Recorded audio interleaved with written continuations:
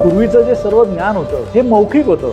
श्रुती आणि स्मृती असं त्याला संबोधलं गेलेलं. म्हणजे श्रुती म्हणजे हे बोललं गेलेलं मौखिक पद्धतीने, आणि स्मृती म्हणजे ते स्मरणात ठेवलेलं. हे त्याच्यातले जे संदर्भ आहेत हे कमी होत होत होत अगदी शेवटच्या स्तराला, म्हणजे आपण आता अथर्वशीर्ष पाठ आहे, पण लिहायला सांगितलं तर अडचण आहे आपल्याला, कारण संस्कृत भाषाच आपल्या अभ्यासक्रमात नाही. आपल्याला म्हणता येतंय किमान आपल्या ह्या आत्ताच्या पिढीपर्यंत ऐकीव का होईना हा संस्कार आपल्यापर्यंत आलेला आहे.